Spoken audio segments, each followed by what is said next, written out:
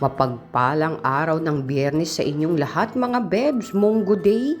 At yan yung continuation kagabi mga bebs, pagdating namin sa pagsundo kay Junakis ay naglaba pa si Bebs.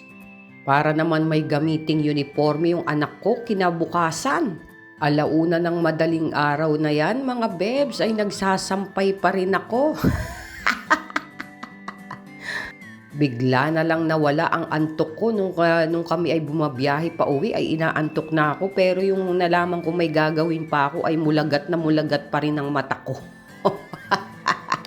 Dahil kailangan tapusin yan, hindi po pwedeng ipagpabukas mga bebs. Kaya ang pinaka maaga kong tulog dyan ay 2:00 na ng madaling araw. At yung isa naman ang may pasok ng umaga, ng maaga mga bebs. Kaya hindi na kinaya ng powers ni Charlie mga bebs, ay dumiretso na siya dun sa higaan niya dahil tingin niya ay mapupuyat din siya. Kaya pinabayaan ko na siya mga bebs at siguro antok na rin ito at kakaantay niya sa akin ay hindi na rin niya kinaya. So good night my Charlie.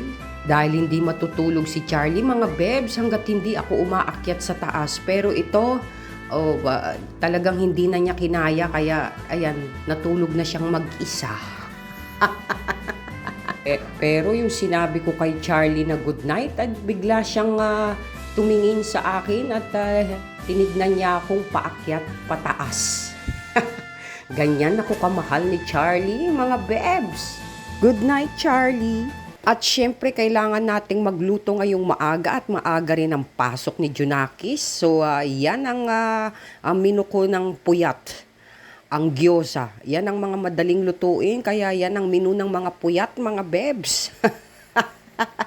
At meron din tayong ginisang atay na merong beans and cabbage. At ayan nga, papunta na kami sa work ni Junakis. Ayan prinsesang-prinsesa ang dating mga bebs. Ganyan ka naming kamahal kahit wala kang pang-share sa gasolina. Bye-bye anak, I love you. Mwah.